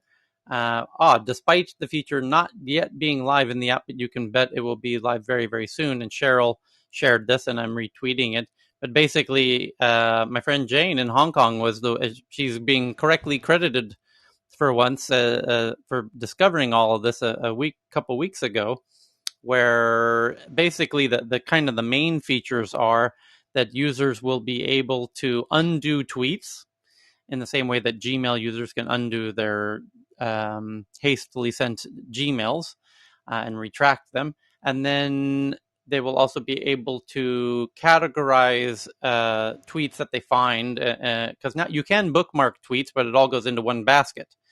And this will allow you to create multiple baskets to organize the tweets that you're bookmarking, essentially, which are both very useful features. The question is it worth $2? They call those collections, by the way. And the big question is that worth $3 a month? And what other features will they be bringing to this Twitter Blue? And will there be other even higher tiers of subscription services for Twitter to be determined? Twitter should actually pay you, Tyler, because almost anybody who regularly retweets tech news around the world might just end up using this. Yep. And then there's an update on, do you remember we covered this about 2 days ago? There was an app called Citizen where they were kind of branding themselves as private security on demand, like almost your own police service, where you have an app called Citizen. You tell Citizen where you are at all times through the app, and it's kind of like your own private 911 system where they will send their car to wherever you are if you need it, whatever. They also have an instant kind of passphrase. When you say the passphrase, it turns on the camera and the microphone if you're feeling insecure about a situation. And they have people on their end are monitoring it in real time, kind of like a virtual bodyguard in that way. And they got into some hot water a couple weeks ago because they inaccurately labeled somebody as an arsonist. And then they put out the message that actually we want your help finding the real arsonist. And now the headline by Vice and CBS News and Gizmodo and CNN and others is that this citizen crime tracking app funded by Peter Thiel are now scrapping plans for their on-demand police force. CNN says Citizen says it's not starting its own private security force, but it won't rule out hiring someone else to do it. Gizmodo says the CEO personally directed the innocent man's manhunt, kind of getting them in some hot water over their early moves into becoming a private police force. But it's inspired a really interesting debate here in this room around there's a lot of distrust, especially in the U.S. around the police, and is there an opportunity here? So I'm going to share the CNN article because they show a really interesting video of this technology, and I predict that whether Citizen is quote unquote successful or not, based on the conversation that we had here, there's certainly some interesting moves to be made in this space for sure. And what else do we got here? Tyler, Yes. SLS, can I comment on it? Yeah, go ahead. I think this will grow inevitably. Full disclosure, people, and I know you know Tyler and Cal and all that, but Black Lives Matter, I know it extremely well. I've grown up on the wrong side of police brutality. But I think what might have happened is if I look at AI tech and inevitably where the future's going, it sounds like a good system I would do for my girlfriend, for my son, as long as some human is not making a biased decision, nor an AI making a damn biased decision, because I'm deep in AI.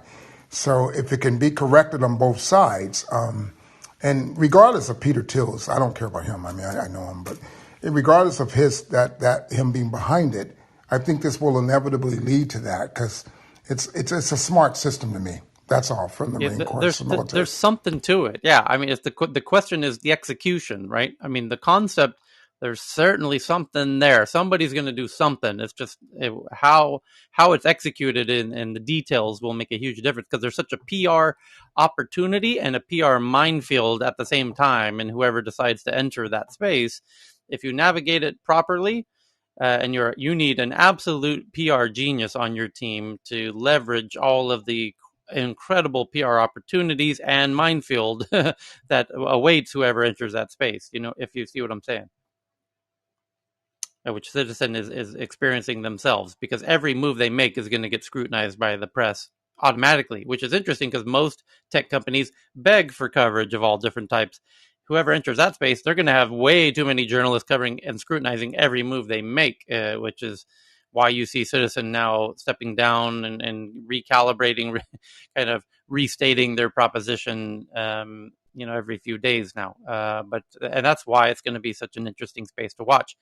Cheryl and actually Tomoko found a really interesting headline. Google women suing over gender bias win a class action status for female former employees of Alphabet's Google won class action status to pursue their gender pay disparity lawsuit. And that's being reported from Bloomberg. And but no doubt there will be more headlines to come related to that. And it will be amazing to see how many former Google employees join their now approved class action lawsuit for gender disparity at Google. Somebody was jumping in there? Yeah, no, nothing. I was just saying, I tweeted the prosthetic arm at you. I know you were searching for Yeah, it. I'll find it. Thanks. Samsung. Tyler, which court did that go to? Great Was that question. Great question. I'm going to open the article now. I just retweeted it from the Tech News Twitter account at TNATW. It says here, a San Francisco state judge certified the class action today on Thursday, or yesterday, Thursday, allowing 4 lead plaintiffs to represent 10,800 women over claims that Google pays men more for doing the same job. Wow. Ouch. This might get expensive. Yeah, I'm looking at this more about precedents, and then how long will they go back, and when does it hit the federal level? Very interesting. Yeah, indeed. Samsung unit considers developing $673 million of solar panels in Texas. That's a big solar farm. Nearly $700 million solar plant in Texas for Samsung. God bless them in Texas. Yeah, no doubt they got the sunshine down there. And here's an interesting one from Tomoko in Japan. I love this one. More than 389 updated emoji designs for Android 12, the new beta for Android 12 that's coming out. They have nearly 400 updated emoji designs. And why is that interesting? Here's why. And why is Tomiko, of all people, the one sharing this article? Because Japan really pioneered the whole emoji thing, by the way. And I can say that because I was living there in the 80s when they were doing it. And Japan's been obsessed with emojis from day one, and they use them in incredibly innovative ways that we don't in the West. And so I don't think it's a coincidence that Tomoko from Tokyo is the one sharing this headline. But there's also, I've been watching with great fascination. There's a concept that I had dinner one time with the Google founders. And what the conversation was about the evolution of tech from text into non-text, into images and video and even audio. But it's becoming less and less, the internet and the web is becoming, and apps are becoming less and less text over time. It started out as command lines, pure text, no images. And then Mark Andreessen made the browser, it became images. And over time, our conversations are becoming now emoji-based and GIF-based, and we're sending each other thumbs up instead of a text that says great. We're, slowly over time, the entire web, as you know it, all the apps are becoming less and less text and more image-based and more emoji-based and more video-based. And it's this natural evolution that people like Terence McKenna have incredible ideas around, that we as a society are shifting from. Our language is evolving even from kind of text symbolism into image symbolism. And if you are conscious of this, which Google is, and I know because I talked with the founders about this, it's a fascinating development to watch how the web and the apps that win are more image-based. Think of TikTok. And shopping is shifting from text into video. And all of these trends all have an interesting underlying similarity, which is we're shifting into more visual communication forms and less text-based.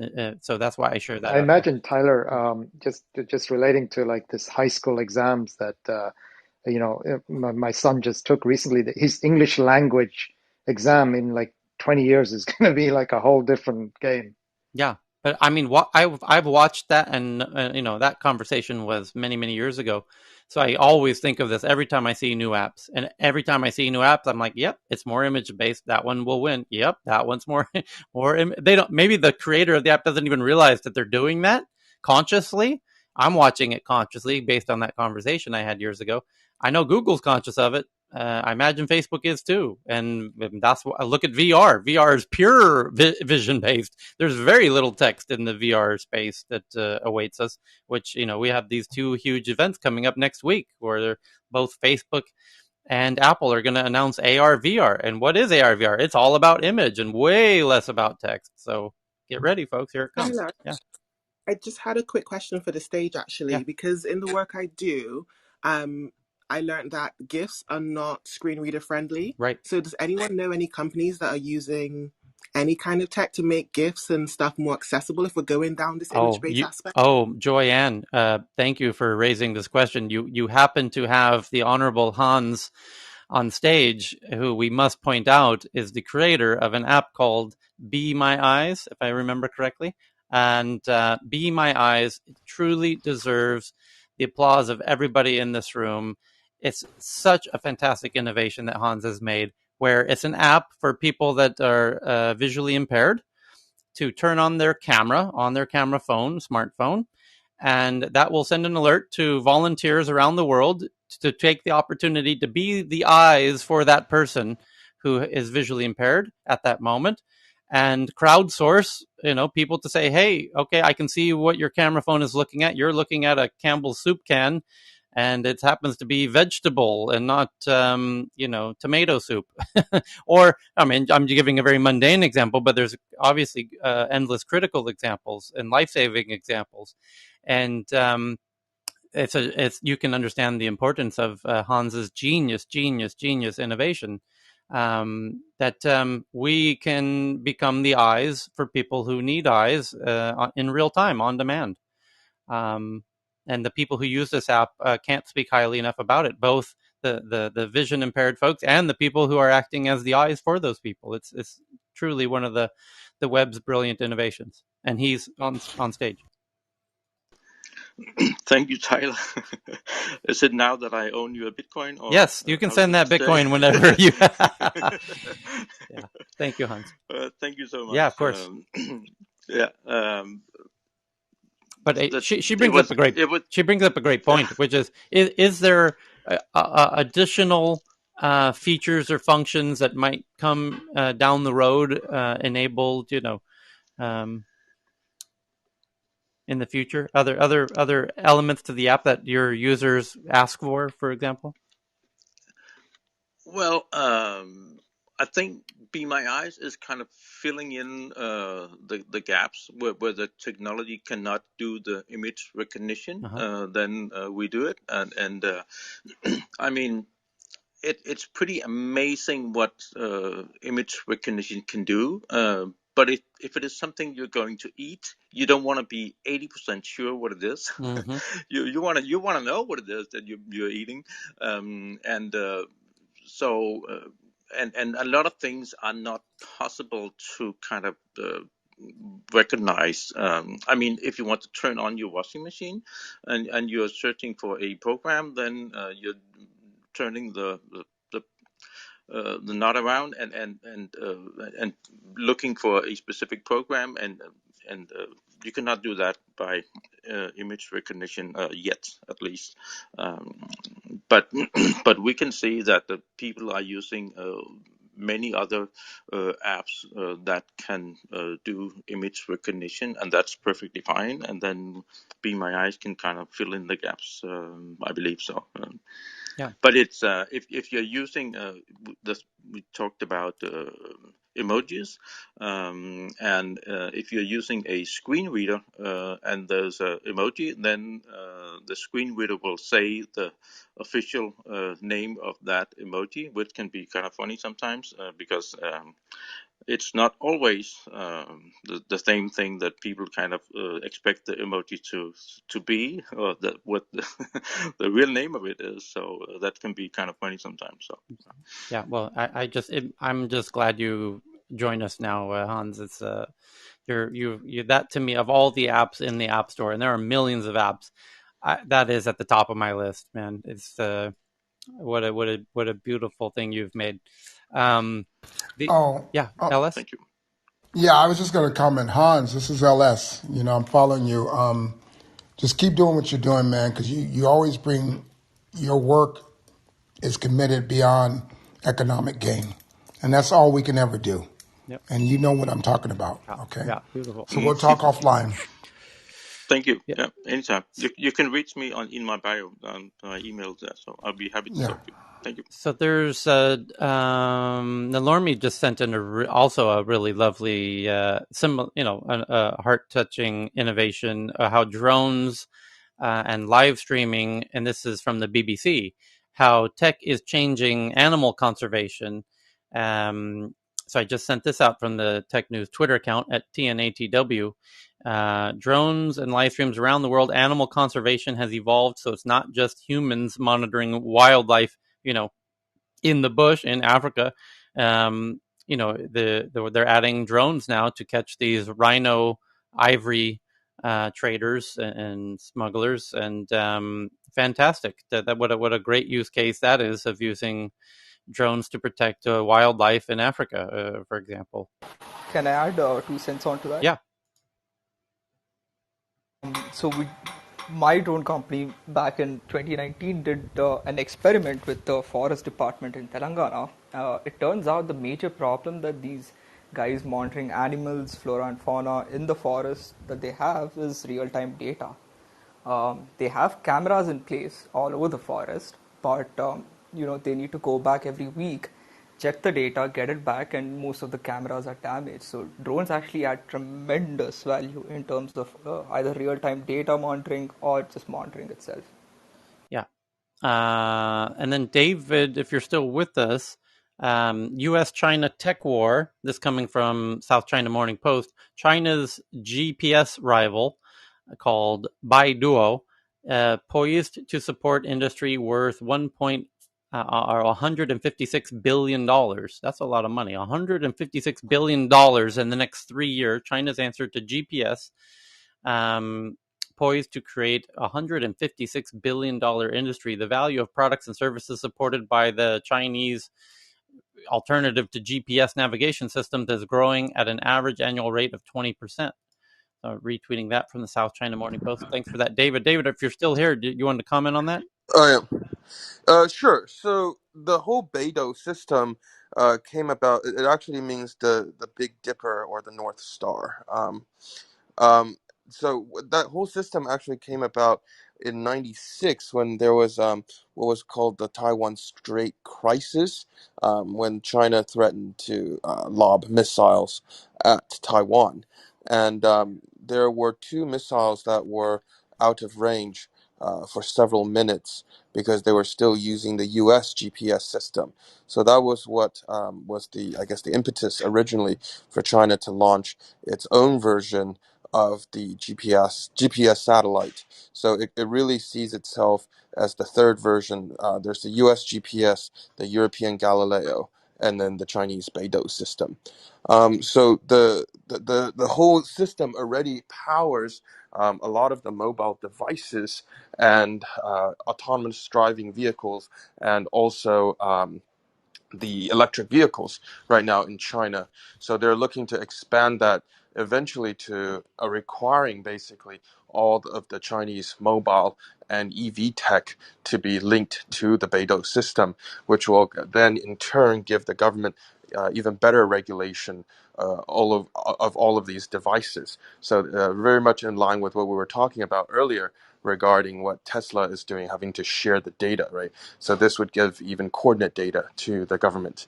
And on top of that, what the Chinese government is now funding is a direct competitor to Starlink. So it's called Star River in Chinese. And the idea is to do low Earth orbiting satellites as well that would complement, I guess, the BeiDou satellite system in creating a mobile internet network, especially for the sort of far-flung provinces in China that are not quite nearly as densely populated and wouldn't make sense for 5G slash traditional fiber rollouts. I love your insights. Never fail to impress. I had no idea they even had this. It's truly wild. By the way, here's a fantastic headline coming in from CNN. Silicon Valley big tech companies are in a high-stakes standoff with India. Can you believe this? This is now being reported by CNN. Apparently, the biggest names in tech are locked in an increasingly tense the biggest names in tech are locked in an increasingly tense standoff with India over strict new social media rules they fear will erode privacy, usher in mass surveillance, and harm business in the world's fastest growing market. This week's events underscore the challenges using Facebook, Twitter, and Google as they try to navigate the increasingly tricky Indian political landscape and deal with new regulations which are due to take effect on Wednesday. On Monday, Indian police visited Twitter's office, etc., etc., etc. And wow, we had no idea this was happening, did we? Apparently, companies like Twitter and Facebook and WhatsApp and other ones that even CNN is yet to figure out are now being reported.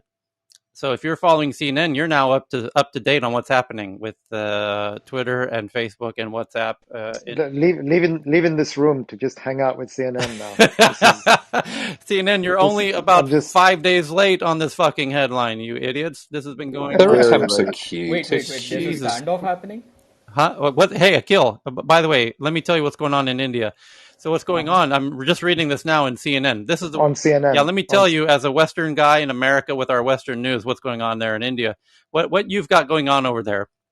And I've got the facts because this is black and white CNN.com. Okay, so here's how this works. As it says right here in black and white on CNN.com, Silicon Valley is in a high stakes standoff with India. So the biggest names in tech are locked in an increasingly tense standoff with India over strict new social media laws, yada, yada, yada. But of course, everyone in this room knows this because we've been talking about this for over a week now on the play-by-play, day-by-day, real-time live streamed from the Twitter lobby. And that's the beauty of this room, I must say. That the fact, Akil, they've invited you as a talking head on one of their things. They're like 50. They're gonna have 15 talking heads, and Akil is there as guest. I just love that we are so far ahead of the news that it makes CNN headlines seem like they are a week old. But that is tech news around the We are world. used to white people telling us what's happening in this country. Yeah, that's my point. Is now you've got a whole bunch of Americans now feel like they know what the hell's going on because they're reading this out of date article that doesn't even mention WhatsApp, which is really one of the key issues in this issue. And it just shows how mainstream media cannot even hold a candle to what we're doing in this room every day here, and in large part thanks to people like Akil and Red V's on this issue alone. But we cover Oh, so can many. I celebrate Root V's? Root V's Yeah, has basically lost his party hat now. yeah. So Oh wow, I you're forgot like, you guys dude, did. man, you're like veteran. Now nobody forgives you. OB You've now. popped your cherry. Yep. One other head. One. Uh, What the heck? Akil, have you popped too? Yeah. Okay. No, we're not going Mine down. popped a No, while no, no. back. Stop. We're not going down that alley. So the Cheryl in Tokyo is sharing some news that Japan, a Japanese doctor group in Tokyo, where Cheryl is, and Cheryl's sharing this news here from Japan, that the Tokyo Olympics, Japanese doctor groups, that the Tokyo Olympics could cause a health crisis. The head of Japanese Doctors Union called today for the cancellation of the Tokyo Olympics, set to begin in less than, is it 2 weeks? Yes?